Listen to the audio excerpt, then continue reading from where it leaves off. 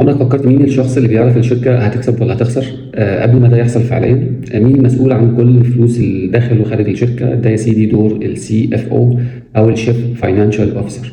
الوصف الوظيفي للوظيفة دي، السي اف او طبعا هو المدير المالي للشركة، العقل اللي بيحسب وبيخطط وبيتوقع كل حاجة مالية. مسؤوليته إدارة الميزانيات والتكاليف والأرباح والاستثمارات وإعداد التقارير المالية للمدير التنفيذي ومجلس الإدارة. هو الشخص اللي بيقرر هل الشركة دي تتوسع ولا تستثمر ولا تقلل مصاريف أو حتى تفتح أسواق جديدة.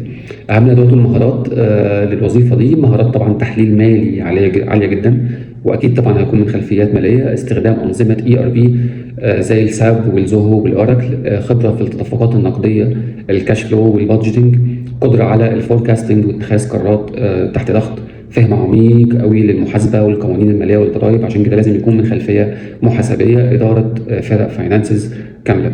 السلم الوظيفي طبعا للوظيفه دي بيبتدي زي اي حد اكاونتنت او محاسب، بعد كده سينيور اكاونتنت، بعد كده فاينانشال اناليست، يعني هو انالايزر، يعني بيقدر يحلل، محلل مالي، وبعد كده فاينانس مانجر، مدير مالي، بعد كده هيد اوف فاينانس، وبعد كده يبتدي يطلع بقى للبورد يبقى سي اف او. بعدها ممكن يوصل برضه لمنصب السي اي او في شركات كتير قوي. متوسطات الرواتب عالميا للسي اف او بتبتدي طبعا من يعني 7 او 8000 برضه دولار، وممكن توصل في بعض الشركات الكبيره او الهولدنج جروبس ممكن توصل وتعدي ال 15 او 18 او حتى ال 20000 دولار، غير البونسز والبروفيت شير، واللي بتوصل طبعا لارقام ضخمه جدا. ده بتاع الماليات كلها.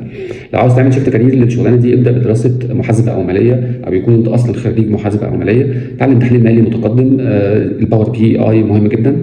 الاكسل طبعا اكيد ده اساسي. خد خبره قويه قوي في التقارير والاداره الماليه. اتعلم ERP سيستمز وطور مهاراتك القياديه، واشتغل دايما على رؤيه طويله المدى مش ارقام اليوم وبس. لو بتحب الارقام وقراراتك دايما مبنيه على تحليل وذكاء، منصب السي اف او ممكن يكون طريقك فعلا للقياده. استنوني بقى في الحلقات الجايه برضه مكملين في وظائف السي سوت او وظائف البورد، وبالتوفيق للجميع، والسلام عليكم.